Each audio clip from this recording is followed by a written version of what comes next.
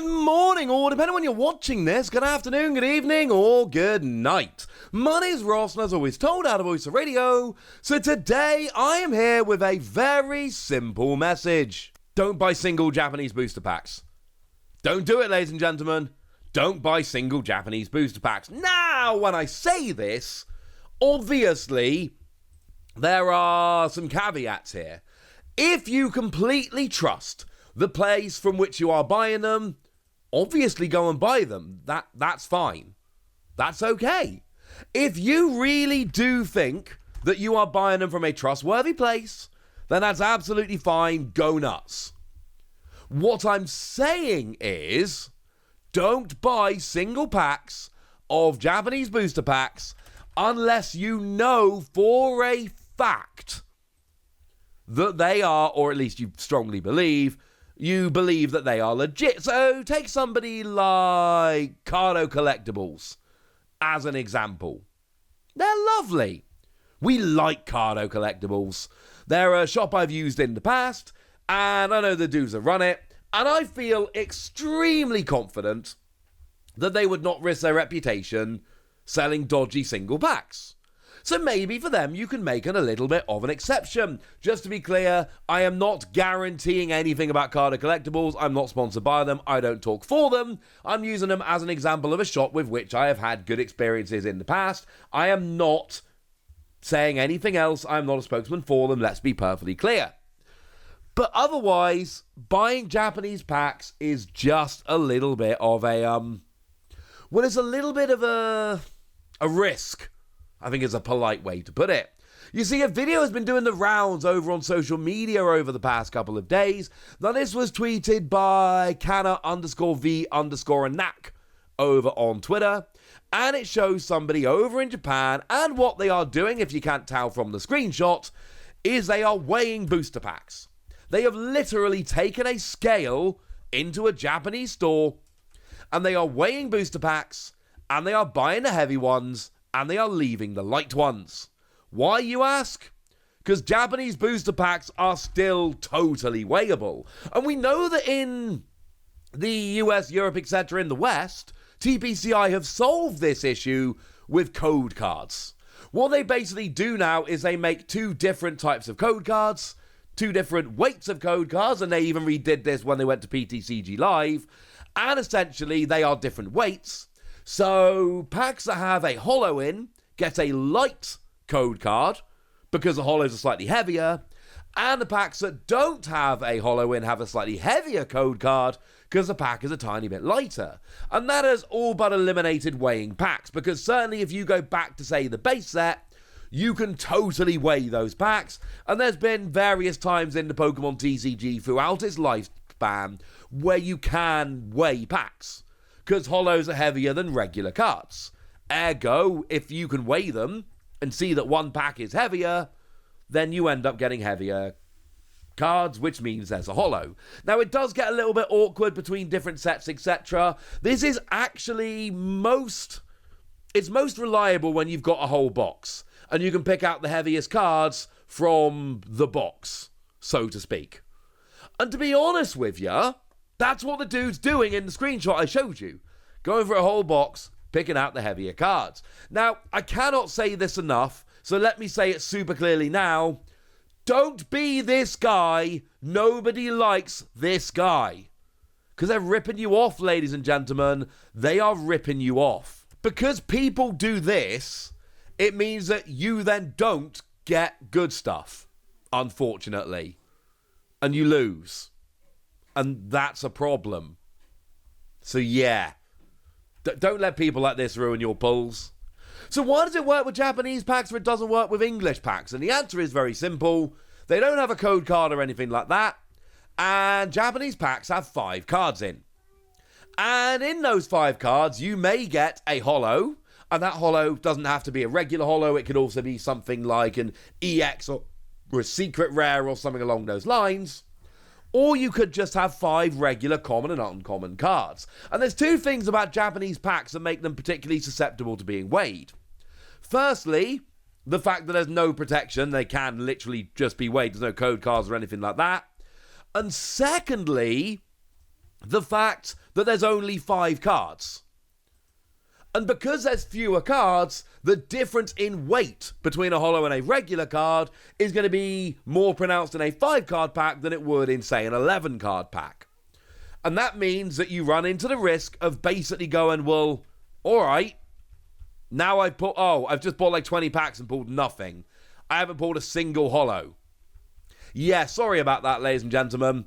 That's because of people like the person in the screenshot I showed you who go through and pick out all of the good cards and then just sell the packs that have absolutely no chance to have anything in. I got into a discussion with somebody on Facebook a little while ago because they were selling weighed packs of Eevee Heroes. And I told them that, you need to be honest here and tell people that because you're weighing these packs, they have no chance to pull anything other than a common or an uncommon. And they replied that actually, no, that's not true. You can still pull a non-holo rare. Japanese packs don't have non-holo rares. The rarity in Japanese packs goes common, uncommon, holo rare. Japan has not had non-holo rares for years at this stage. They don't exist in Japanese packs. So if you have a heavier pack, you've got a holo rare or above. Otherwise, yeah, sorry ladies and gentlemen, you ain't getting lucky. And you might be thinking at this stage, well, Wossy, come on, man. I'm not going to be going into Japanese shops and buying single packs anytime soon. That's ridiculous. Although I think I speak for all of us here when I say I really hope I get the chance to do that at Worlds, because I'm going to go and buy so many random packs at Worlds. But the point is, it's not just random packs. So while we're on Eevee Heroes, one of the very, very, very coolest products that Pokemon Japan have made in years was the Eevee Heroes VMAX box, wherein you would get yourself 8 packs of Eevee Heroes, and you would get yourself a VMAX pack with a VMAX of either Flareon, Vaporeon, Jolteon, or Espeon, and a couple of relevant Holo Energy. It was awesome. The lovely Anton Billet hooked me up with one of these. I got Vaporeon. The thing is, you can actually kind of open these packs from the bottom, or you can carefully take the tape off the top, and these are actually very easy to open, and then just make sure you've got 8 light packs in there. I would not buy this pack from a seller that was not terribly reputable for fairly obvious reasons, because you can easily open this pack up, take the packs out, and replace them with lighter packs. You have to be extremely careful with any product like this, because that's the way it is. Now, one thing that I've been showing you recently is the fact that we've actually got different tiers of boxes that you can buy from somewhere like Amazon. So if we look over on Amazon, there's basically 3 tiers of boxes that you can buy. And I'll use Violet EX as an example because I've got the images saved. I can buy a box, which isn't really a box, it's 30 separate packs, and I can buy it for like 10,000 yen. Retails 5,500 yen, but because of Miriam, it's largely Miriam, boxes of Scarlet EX have gone a little bit dumb. But it does help to show my point. Don't buy 30 random packs, because they could super easily have been weighed. Or you can buy like new, but like new basically just means it's a box without cellophane on, and that's 17,500 yen. That's pretty expensive. And the thing is, the best case scenario is that you've literally got somebody who bought a box, and the cellophane was taken off when they bought it to try and prevent reselling, and they're reselling it anyway without the cellophane on. And actually, they did do a thing a little while ago where they introduced tear strips onto booster boxes so that you could basically not open them easily. But I am led to believe that actually it is still possible to tamper with these. It's not something I personally think I would trust. If you're happy trusting it, that's lovely. It's not personally something that I would trust. So what do we end up with here? Well, if you want to be safe, if you actually want to be properly safe, you have to go and buy yourself a brand new box, which is 19,000 yen. And this is kind of my point here. There are now different tiers of booster boxes, so that's a little bit of a problem. Is there any way around it? I mean, yeah. I shop at the Pokemon Center online using a proxy address, and I feel very, very confident that the Pokemon Center online isn't weighing packs and picking out the best ones. I feel very confident with that. So far, it's proven to be true. And that's lovely. And there are some online sellers, which I think it's fair to say are more reputable. But the problem is it's hard to know which ones are and which ones aren't, and it can be a little bit of touch and go. What I will say is, if you find a good reputable online store, do give them your repeat business, would ya? That's a good thing. But then you got packs like VStar Universe, because VStar Universe is great. Because VStar Universe, every pack has 2 holos, and a reverse holo or something else in the reverse holo slot, and a V Max, or V Star. And that means that actually those packs are very difficult to weigh, because firstly they're bigger packs, and secondly, because every pack has 2 holos and a reverse holo and a V, etc., it can be an absolute nightmare trying to figure out which are the actual heavier packs with the better cards and all of that. So I personally would feel fine buying random individual packs of this. That would probably work.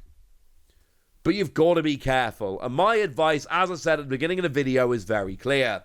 Unless you've got reason to trust, it's VStar Universe, I've used this shop before, I'm literally buying from Pokémon themselves, I don't think it's worth buying individual Japanese booster packs. And this is a very timely video, and it's one I wanted to bring you, because with the price of boxes going as they are in Japan right now, I showed you that video the other day, what that means is there's going to be more and more people who are tempted to go, well, you know what, I can't really afford to buy a box right now, I'll just buy a few random packs. I wouldn't trust it, ladies and gentlemen. I wouldn't trust it. Right, there we go, ladies and gentlemen. That's what you need to know. And now it's over to you guys. Do you buy random packs? Do you trust them? Let me know in the comment section. Go nuts! Be nice! And then make sure you like this video, subscribe to this channel, follow me on Twitter at TheWasi. That's where we talk Pokemon and card games and Pokemon card games, all kinds of fun things. And please do consider checking out patreon.com/PTCGradio, where you can support the channel, get some bonus podcasts, join a Discord, chat with us, just generally have an awful lot of fun. Oh, and you can actually get shout-outs on the channel, like the lovely Javier Garcia, who's been a supporter of ours for a while now and is a very lovely person. So thank you very much for all the support and for being a very lovely person. But by far the most important thing, as always, look after yourselves till next time, would ya? Thank you very much for watching. My name's Ross, and you've been watching PTCG Radio.